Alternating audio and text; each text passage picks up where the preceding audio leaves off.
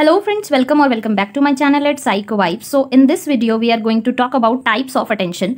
So previous video में हमने बात की थी अटेंशन के बारे में, डेफिनेशन, मीनिंग, कैरेक्टरिस्टिक्स और फैक्टर जो कि अटेंशन को अफेक्ट करते हैं उनके बारे में बात की थी। और इस वीडियो में हम बात करेंगे अटेंशन के टाइप्स के बारे में। ऑलमोस्ट 10 to 12 टाइप्स के बारे में बात करेंगे। सो सबसे ज़्यादा जो इंपॉर्टेंट होते हैं वो ये चार आपके अटेंशन होते हैं, ठीक है। ये चार टाइप बहुत ज़्यादा इंपॉर्टेंट होते हैं और हर एग्जाम में ये मेनली पूछे जाते हैं, ठीक है। तो सस्टेनेबल अटेंशन सबसे पहले इसमें आता है, ठीक है। Sustainable attention, selective attention, divided attention और ऑल्टरनेटिंग अटेंशन। सस्टेनेबल अटेंशन क्या होता है? जब हम अपना जो फोकस है, ठीक है, अपना फोकस हम लार्जर ड्यूरेशन के लिए एक स्टिमुलाई पे लगाते हैं, ठीक है। स्टिमुलाई क्या होता है? जो हमारे एनवायरनमेंट में प्रेजेंट होती हैं चीज़ें और हम उस पर अपना अटेंशन पे करते हैं, फोकस करते हैं, कॉन्सेंट्रेट करते हैं, आप ऐसे कह सकते हो, ठीक है। हमारे एनवायरनमेंट में बहुत सारी स्टिमुलस होती है लेकिन हम उसमें से कुछ पे ही अटेंशन पे करते हैं, ठीक है। तो वो हमारा लाइक ऐसा कोई ऑब्जेक्ट, कोई एलिमेंट जिसपे हम अपना ध्यान पे कर रहे हैं फॉर अ लार्जर ड्यूरेशन, ठीक है। लार्ज ड्यूरेशन के लिए हम उस पर ध्यान पे कर रहे हैं तो वो हमारा हो गया सस्टेनेबल अटेंशन। फॉर एग्जांपल, इसका एग्जांपल क्या हो सकता है? जैसे कि आप कोई मूवी देख रहे हो, ठीक है, तो मूवी का जो ड्यूरेशन होता है, ठीक है, मूवी का ड्यूरेशन होता है वो होता है 3 से, ठीक है, 3.5 आवर्स, 4 आवर्स कह सकते हो, ठीक है। या फिर आप कोई ड्राइव कर रहे हो, लॉन्ग ड्राइव पर गए हो, या फिर dancing on DJ floor, reading a book, listening to lecture, या फिर आप कुकिंग कर रहे हो या पेंटिंग कर रहे हो, ठीक है। तो सस्टेनेबल अटेंशन क्या होता है? जो एक लॉन्ग ड्यूरेशन के लिए, ठीक है, long duration about 2 to 3 hours, 3 to 3.5 hours, ठीक है, इतने ड्यूरेशन के लिए आपका रहता है, ठीक है। तो वो आपका अटेंशन होता है सस्टेनेबल अटेंशन। इसमें क्या होता है कि एक ऐसा स्पैन ऑफ अटेंशन है, ठीक है, ऐसा स्पैन ऑफ अटेंशन है जिसमें क्या करते हैं आप एक से ज्यादा स्टिमुलाई पे भी फोकस कर सकते हो एट अ टाइम, ठीक है। एक से ज्यादा स्टिमुलाई पर भी आप फोकस्ड रहते हो, remain focused on more than one stimulus, ठीक है, एट अ टाइम। इसमें क्या होता है कि आप इसको इंप्रूव कर सकते हो विद प्रैक्टिस, ठीक है। क्वालिटी ऑफ अटेंशन, आप इसकी क्वालिटी को इंप्रूव कर सकते हो, ठीक है, इंप्रूव्ड विद प्रैक्टिस, ठीक है। नेक्स्ट हम आ जाते हैं अपने सेलेक्टिव अटेंशन पे। तो सेलेक्टिव अटेंशन क्या होता है? सेलेक्टिव मतलब नाम से ही पता चल रहा है जो हमने सेलेक्ट किया हुआ हो, ठीक है। तो इसमें आ जाता है हमारा इंटेंशनल, ठीक है, इंटेंशनल अटेंशन। ये हमारा इंटेंशनल होता है, मीन्स हम जानबूझ के उस चीज पर अपना ध्यान पे कर रहे हैं, अटेंशन पे कर रहे हैं। सेलेक्टिव अटेंशन में क्या होता है? इसमें क्या होता है कि one stimulus from a group of stimuli, एक स्टिमुलस पे हम अपना ध्यान पे करते हैं। जैसे कि एनवायरनमेंट में बहुत सारी चीजें होती हैं, बहुत सारे अटेंशन होते हैं, अटेंशन पे करने के एलिमेंट्स होते हैं, लेकिन हम कुछ पर्टिकुलर चीजों पर ही अपना ध्यान फोकस करते हैं, ठीक है, किसी एक चीज पर अपना ध्यान फोकस करते हैं इसके अंदर, ठीक है। सेलेक्टिव में हम उस चीज को सेलेक्ट कर रहे हैं अपना फोकस या कॉन्सेंट्रेशन पे करने के लिए।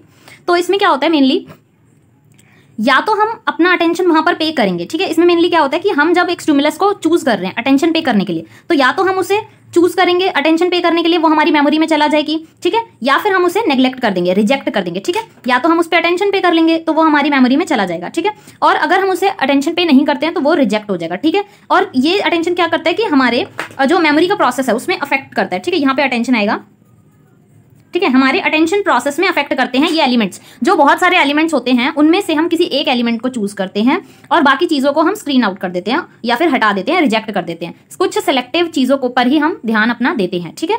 ये होता है हमारा सेलेक्टिव अटेंशन, जब हम चीजों को सेलेक्ट करते हैं कि हमें किस पे अटेंशन पे करना है, किस पे नहीं करना है। जैसे कि finding your friend in a crowded place, जब आप किसी क्राउडेड प्लेस पे जाते हो और आपको अपने फ्रेंड को ढूंढना होता है तो आप बाकी सबको हटा देते हो, सिर्फ अपने फ्रेंड पे फोकस करते हो और अपने फ्रेंड को ढूंढने पे फोकस करते हो, ठीक है।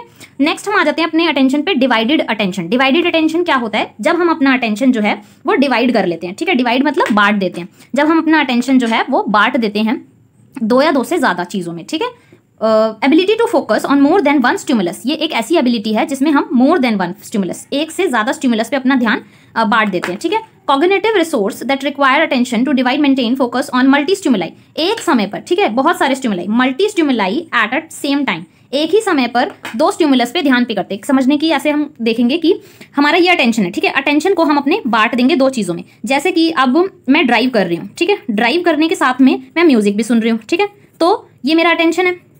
इस अटेंशन को, डिवाइडेड अटेंशन को, डिवाइडेड में क्या होता है? डिवाइडेड अटेंशन में मैं अपना जो ध्यान है, ठीक है, मैं म्यूजिक भी सुन रही हूँ इस टाइम पे और मैं ड्राइव भी कर रही हूँ, ठीक है। तो इस अटेंशन में क्या होता है? मैं एक ही टाइम पर दो काम कर रही हूँ, ठीक है, दो या दो से ज्यादा काम कर रही हूँ और अपना जो अटेंशन है वो स्प्लिट कर रही हूँ। यहाँ ये क्या होता है? स्प्लिटिंग नेचर का होता है, ये होता है स्प्लिटिंग नेचर का, स्प्लिटिंग नेचर होता है इसका। यहाँ पर दिया हुआ है कि फॉर एग्जाम्पल इसके क्या होंगे? कुकिंग और लिसनिंग टू म्यूजिक, ठीक है, कुकिंग करना और साथ में म्यूजिक भी सुनना, ठीक है। तो ये हो गया हमारा डिवाइडेड अटेंशन, जैसे कि हमने दो चीजों को डिवाइड कर दिया हो, ठीक है, बांट दिया हो। इसमें कुछ रिसर्चर क्या कहते हैं कि ये पॉसिबल नहीं है या फिर फिजिबल नहीं है, ठीक है, ईजी नहीं है कि मेंटेन करें हम अपना अटेंशन एक या एक से ज्यादा चीजों पर एक ही टाइम पर, ठीक है, it is not possible. But कुछ रिसर्चर इसको सही मानते हैं और इसमें बताते हैं कि हम अपना अटेंशन जो है वो स्प्लिट कर सकते हैं, ठीक है। कुछ रिसर्चर कहते हैं कि हम सिर्फ उसको शिफ्ट करते हैं, ठीक है, एक ही टाइम पे हम अपना अटेंशन जो है वो जल्दी जल्दी रैपिडली शिफ्ट करते हैं, ठीक है, इस तरीके से। तो हम दो चीजों पर अटेंशन पे करते हैं, ठीक है। डिवाइडेड अटेंशन में क्या होता है कि यूजर पे अटेंशन ऑन 2 और more task at the same time. एक ही समय पर जो है यूजर क्या करता है, जो अटेंशन पे कर रहा है, ठीक है, परसीवर, वो क्या कर रहा है, 2 या 2 से ज्यादा टास्क पर एक ही समय पर अपना जो अटेंशन है वो पे कर रहा है, जैसे कि मल्टीटास्किंग कर रहा है, ठीक है। मल्टीटास्किंग में क्या करते हैं, हम एक साथ दो चीजों पर ध्यान लगाते हैं या एक साथ दो चीजें करते हैं, ठीक है। जगलिंग बिटवीन 2 और मोर, जगलिंग की तरह है ये, ठीक है, 2 या 2 से ज्यादा चीजों पर अटेंशन पे करना। For example could be texting someone while attending a meeting, जैसे कि हम एक मीटिंग अटेंड कर रहे हैं, साथ में हम किसी से बात भी कर रहे हैं या फिर मैसेज कर रहे हैं। तो divided attention uses mental focus. Divided attention में मेंटल फोकस की जरूरत होती है, ठीक है, वेरी लार्ज स्केल पर, ठीक है। ये बहुत इंपॉर्टेंट पॉइंट है कि डिवाइडेड अटेंशन में हमें मेंटल फोकस की जरूरत होती है ऑन अ लार्ज स्केल, ठीक है। Hence because of divided attention the user में एग्जॉस्ट वेरी क्विकली, ठीक है। डिवाइडेड अटेंशन में क्या होता है कि शिफ्ट बहुत ज्यादा जल्दी जल्दी हो रहा है, ठीक है, और स्प्लिटिंग हो रही है एक तरीके से कि हम अपना ध्यान जो है वो एक चीज पे एक ही टाइम पे दो चीजों पे लगा रहे हैं, ठीक है, दो चीजों पे हम अपना जो है अटेंशन लगा रहे हैं। नेक्स्ट आ जाता है हमारा ऑल्टरनेटिंग अटेंशन, ठीक है। ऑल्टरनेटिंग अटेंशन क्या होता है, एबिलिटी टू शिफ्ट। हम क्या करते हैं, अपना कॉन्सेंट्रेट करते हैं, ठीक है, और फोकस करते हैं, ठीक है, अमंग वेरियस स्टिमुलस, ठीक है, बहुत सारे स्टिमुलस पे, अमंग वेरियस स्टिमुलस, ठीक है।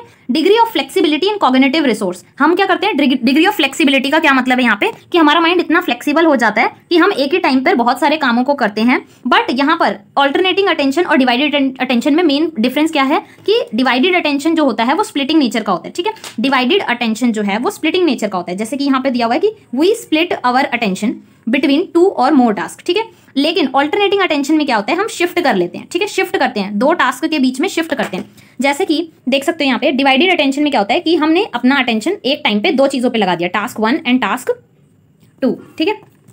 लेकिन हम ऑल्टरनेटिंग अटेंशन में क्या कर रहे हैं, task A plus task B, ठीक है, ये हमने यहाँ पर पहले यहाँ पर फोकस किया फिर यहाँ पर फोकस किया, ठीक है। डिवाइडेड अटेंशन में क्या करते हैं, हम एक ही समय पर एक ही साथ दोनों चीजों पर ध्यान लगाते हैं, ठीक है, कॉन्सेंट्रेट करते हैं एक ही साथ दोनों चीजों पर। लेकिन अल्टरनेटिंग अटेंशन में क्या करते हैं, ऑल्टर करते हैं, ठीक है, पहले A पे फिर B पे फिर A पे फिर B पे, ठीक है। इस तरीके से हम अपना जो फोकस है, कॉन्सेंट्रेशन है, उसे शिफ्ट करते रहते हैं, A पे जाते हैं फिर B पे फिर A पे पर ये इतना ज्यादा जल्दी होता है, मीन्स फ्लेक्सिबल होता है, ठीक है, फ्लेक्सिबल होता है, ठीक है। इस अटेंशन में हमारी जो है फ्लेक्सिबिलिटी आती है, फ्लेक्सिबल होता है, ठीक है। इसलिए हम जो है डिवाइडेड अटेंशन में हम अपना फोकस जो है वो स्प्लिट कर लेते हैं और ऑल्टरनेटिंग अटेंशन में हम अपना जो फोकस है उसे शिफ्ट करते हैं और डिवाइडेड अटेंशन में हम अपना फोकस स्प्लिट कर लेते हैं, ठीक है। कॉमनली ये किसमें पाया जाता है, ऑल्टरनेटिंग अटेंशन जो है वो सेल्स पर्सन्स में पाया जाता है, ठीक है। सेल्स पर्सन्स क्या करते हैं, पहले एक कस्टमर को हैंडल करते हैं, ठीक है, फिर दूसरे कस्टमर को हैंडल करते हैं, फिर एक कस्टमर को हैंडल करते हैं, दूसरे को करते हैं, ठीक है। जैसे कि अगर उनके पास बहुत सारे कस्टमर्स हैं तब भी वो दोनों कस्टमर्स को इक्वली हैंडल कर लेते हैं, ठीक है। तो हमारा जो इसमें मेन ऑल्टरनेटिंग अटेंशन में हमारा मेन जो एग्जाम्पल आएगा वो आएगा multiple customers at a same time. Sales persons एक ही टाइम पे बहुत सारे कस्टमर्स को हैंडल करते हैं तो उनका जो शिफ्ट होता रहता है, ठीक है, उनका अटेंशन शिफ्ट होता रहता है, पहले फर्स्ट कस्टमर पे जाएगा फिर सेकंड पे, जैसे कि यहाँ पर पहले वो A वाले कस्टमर को हैंडल करेंगे फिर B वाले कस्टमर को, तो इस तरीके से उनका अटेंशन शिफ्ट होता रहेगा। और डिवाइडेड अटेंशन में दोनों चीजों को वो एक साथ, दो कामों को वो एक साथ करेंगे, जैसे कि वो ड्राइव भी कर रहे हैं और म्यूजिक भी सुन रहे हैं, कुकिंग भी कर रहे हैं और म्यूजिक भी सुन रहे हैं, पेंटिंग कर रहे हैं साथ में कुछ और काम कर रहे हैं। तो जब वो दो कामों को एक साथ कर रहे हैं तो स्प्लिट कर रहे हैं अपना अटेंशन, दो चीजों पर ध्यान लगा रहे हैं, ठीक है। तो इस तरीके से अटेंशन के ये 4 पार्ट्स कंप्लीट होते हैं, ठीक है। अटेंशन में मैंने आपको बता दिया है sustainable attention, selective attention, alternating attention और डिवाइडेड अटेंशन। तो ये आपके 4 मेन पार्ट्स हो गए हैं। अब हम बात करेंगे बाकी के पार्ट्स के बारे में। तो अटेंशन जो होता है वो नॉन वॉल्यूशनल होता है, मीन्स नॉन वॉलेंट्री, और वॉल्यूशनल होता है, मीन्स वॉलेंट्री, ठीक है। अब जो यहाँ पे जो अटेंशन है, ठीक है, नॉन वॉल्यूशनल मीन्स नॉन वॉलेंट्री जो अटेंशन है वो 2 तरीके का होता है, एनफोर्स्ड अटेंशन और स्पॉन्टेनियस अटेंशन। और वॉलेंट्री अटेंशन इम्प्लिसिट होता है और एक्सप्लिसिट होता है। अब इम्प्लिसिट अटेंशन क्या होता है, ठीक है, इन सब के बारे में बात करेंगे। सो वॉलेंट्री अटेंशन और वॉल्यूशनल अटेंशन, वॉलेंट्री अटेंशन और वॉल्यूशनल अटेंशन में क्या होता है, खुद से हम अटेंशन देते हैं, ठीक है, खुद से हम अटेंशन पे करते हैं। तो सबसे पहले इसी को समझेंगे। सो एक्सप्लिसिट वॉलेंट्री अटेंशन, इसमें 2 तरीके के अटेंशन आते हैं, एक्सप्लिसिट और इम्प्लिसिट, ठीक है। जब हमें अटेंशन, सॉरी यहाँ पे अटेंशन लिखा है, अटेंशन देने पर मजबूर होते हैं, जब हम अटेंशन देने पर मजबूर होते हैं, जैसे कि अगर आपका एग्जाम है, ठीक है, अगर आपका एग्जाम है ड्यू टू एक्सटर्नल रीजन, ठीक है, अगर आपका एग्जाम है तो आपका जो मेन फोकस है वो एग्जाम पर रहेगा, ठीक है, एग्जाम्स पर रहेगा आपका मेन फोकस। और इम्प्लिसिट अटेंशन में हम क्या करते हैं कि खुद से अटेंशन पे करते हैं, मीन्स जो हमारा मोटिवेशन होता है वो इंटरनल होता है। हमें जैसे कि रिसर्चर है, कोई रिसर्च कर रहा है, ठीक है, तो वो खुद से ही चाहेगा कि उसकी रिसर्च जल्दी पूरी हो जाए और उसकी रिसर्च सबसे बढ़िया हो, तो इसलिए वो ज़्यादा उसके बारे में खोज करेगा, उसके बारे में जानेगा। लेकिन इसमें क्या होगा कि आप मजबूर हो यहाँ पे, क्योंकि आपके एग्जाम्स हैं तो आपको पढ़ना ही पड़ेगा। लेकिन यहाँ पर क्या होगा, इम्प्लिसिट में आप खुद से अटेंशन पे कर रहे हो, अपनी इच्छा से पे कर रहे हो, ठीक है। तो स्कॉलर्स क्या होते हैं, वो खुद अपना रिसर्च को पूरा करने के लिए उस पर फोकस रहते हैं और अपना रिसर्च को पूरा करने के लिए जानबूझ के वो उस पर अटेंशन पे करते हैं। यहाँ पर आपको फोर्स्ड है, ठीक है, आप फोर्स्ड हो, ठीक है, आपको जानबूझ के नहीं कर रहे हो, ठीक है, आपको करवाया जा रहा है। यहाँ पर आपका जो एक्सटर्नल रीजन है, ठीक है, कि आपका एग्जाम है इसलिए आपको पढ़ना पड़ रहा है। यहाँ पर आपकी रिसर्च है वो आपको खुद ही पूरी करनी है, सब कुछ खुद करना है, तो आप यहाँ पर खुद से अपना सब कुछ इंटेंशनली आप वो सारी चीजें कर रहे हो। फिर आ जाता है हमारा इनवॉलेंट्री और नॉन वॉल्यूशनल, इनवॉलेंट्री और नॉन वॉल्यूशनल, ठीक है। इसमें क्या होता है कि एनफोर्स्ड इनवॉलेंट्री अटेंशन, ठीक है। इसमें क्या होता है, due to the instant some conditions forced us to pay attention.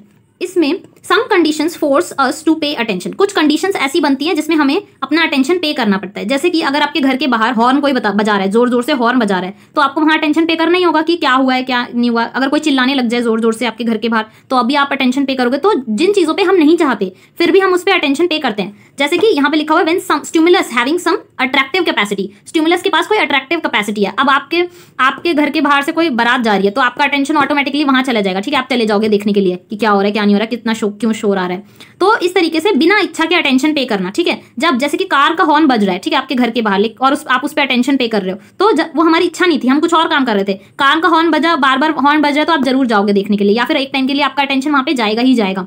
तो इस तरीके से जो एनफोर्स्ड होता है, ठीक है, वो अटेंशन एनफोर्स्ड होता है। यहाँ पर भी सेम चीज थी, लेकिन ये एक्सटर्नल रीजंस की वजह से था। यहाँ पर आप बिना इच्छा के, आपकी कोई इच्छा नहीं है, यहाँ पर क्या था कि आपका एग्जाम है, आपको एक्सटर्नल रीजंस फोर्स कर रहे हैं, ठीक है, और आपकी इच्छा है वहां पर, ठीक है, लेकिन यहाँ पर कोई इच्छा नहीं है, ठीक है।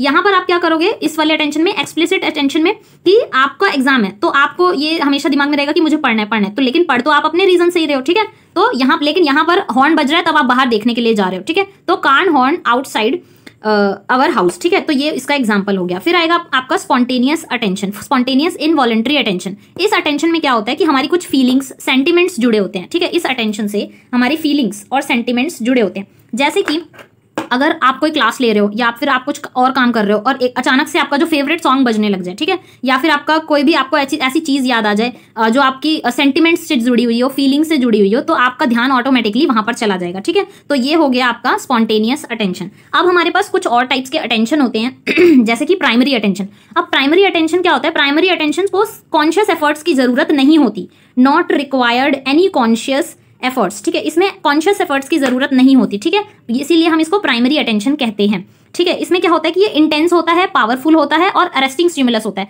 मींस या तो हम उसे बहुत बार कर चुके होते हैं उस काम को, इसलिए हमें उसमें ज्यादा अटेंशन पे मतलब एफर्ट्स डालने की जरूरत नहीं होती, ठीक है। ये बेसिक काइंड का होता है, बेसिक काइंड ऑफ अटेंशन है, ठीक है, मींस तभी हम इसे प्राइमरी कह रहे हैं क्योंकि इसमें हमें अटेंशन ज्यादा पे करने की जरूरत नहीं है। और इसे हम पैसिव इन अटेंशन और रिफ्लेक्स अटेंशन, ठीक है, इसको हम पैसिव अटेंशन भी कहते हैं और रिफ्लेक्स अटेंशन भी कहते हैं, पैसिव अटेंशन और रिफ्लेक्स अटेंशन कहते हैं इसे हम।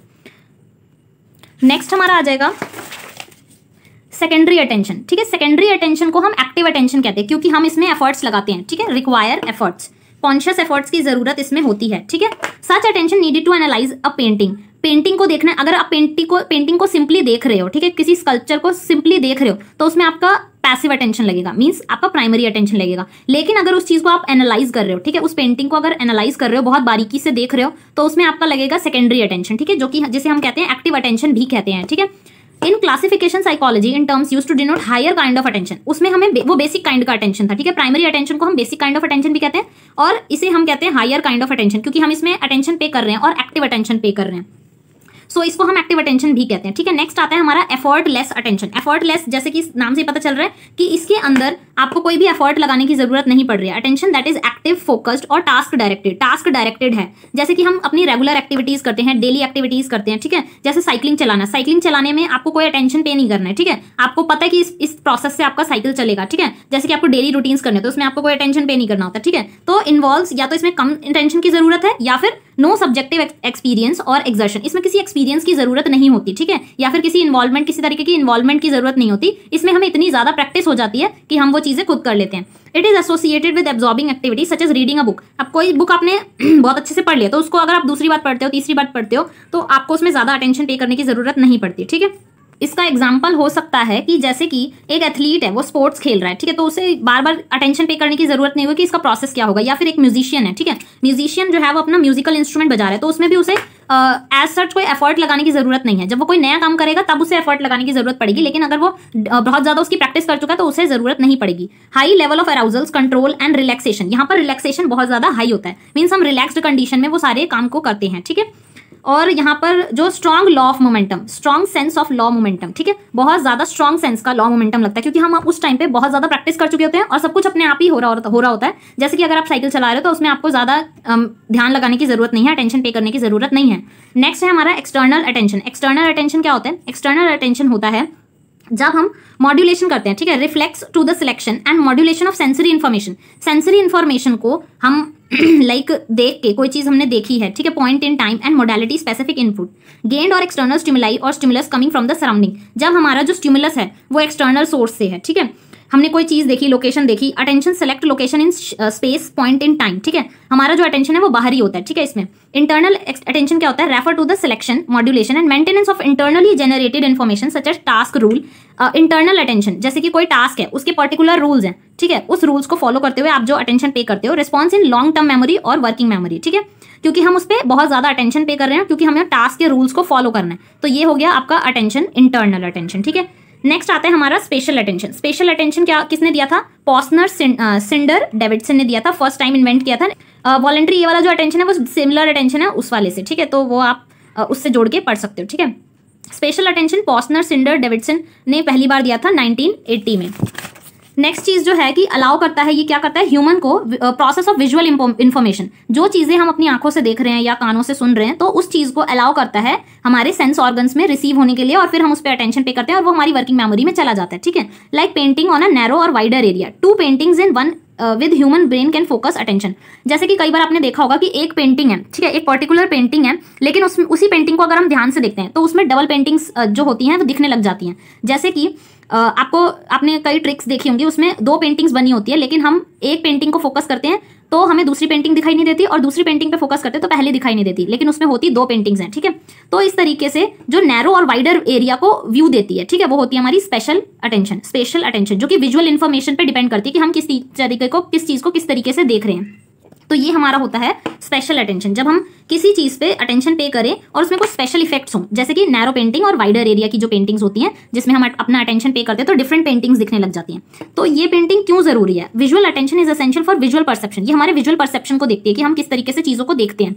Special attention allow us to grant priority in processing and selective process of information given at a given location. ये प्रायोरिटीज को बताती हैं कि आप किस चीज पे पहले ध्यान दे रहे हो, किस चीज में बाद में ध्यान दे रहे हो। ये सिमिलर होती है विजुअल अटेंशन के, ठीक है, जिसमें क्या होता है कि सेंसरी ऑर्गन्स, हमारा जो सेंस ऑर्गन है आई, वो पे करता है अटेंशन को, ठीक है, और हम अपने आंखों से अटेंशन पे करते हैं और अपने इनपुट्स को अंदर लेते हैं, मीन्स अपने सेंस ऑर्गन से हम उस पर अटेंशन पे करते हैं और वो हमारी मेमोरी में चला जाता है, ठीक है।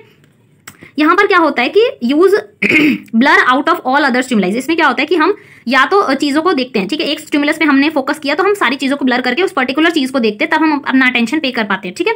नेक्स्ट है ऑडिटरी अटेंशन। ऑडिटरी अटेंशन में क्या होता है कि सेंस ऑफ हियरिंग ओनली, जब हम किसी चीज को हियर करके मीन सुन के, ठीक है, उस पर अटेंशन पे करते हैं तो वो होता है हमारा हियरिंग अटेंशन। जैसे कि कोई इंपॉर्टेंट अनाउंसमेंट हो रही होती है तो इंपॉर्टेंट अनाउंसमेंट्स को हम लोग याद रखते हैं, ठीक है, तो वो हो गया हमारा ऑडिटरी अटेंशन, ठीक है। ऑडिटरी और विजुअल अटेंशन जो होते हैं वो हमारे सेंस बेस्ड होते हैं, ठीक है, सेंसेस पे बेस्ड होते हैं। तो इस तरीके से आपके ऑलमोस्ट 10 ये हो गए और 8 वो हो गए, तो ये आपके हो गए 18 टाइप्स के अटेंशन, ठीक है। 18 मैंने यहाँ पे टाइप कवर किए हैं, सो ये ऑलमोस्ट सारा ही हो गया है। तो इस तरीके से ये आपके सारे अटेंशन मतलब हो गए हैं, कंप्लीट हो गए हैं। सो ये जो 4 अटेंशन है ये बहुत ज्यादा इंपॉर्टेंट है। और नेक्स्ट जो मैंने आपको वॉलंटरी इनवॉलंटरी अटेंशन बताया था ये भी बहुत ज्यादा इंपॉर्टेंट है, ठीक है। सो आपके सारे अटेंशन के टाइप कंप्लीट हो गए हैं। ऑलमोस्ट 18 टाइप्स के बारे में मैंने यहाँ पे आपको बताया है। सो अगर आपको ये वीडियो पसंद आए तो प्लीज़ लाइक करें, शेयर करें और चैनल को सब्सक्राइब करके जरूर जाएं। अगर आपको किसी और टॉपिक पे वीडियो चाहिए तो आप मुझे कमेंट सेक्शन में बता सकते हैं, then I will make that video also. So thank you so much and thanks for watching.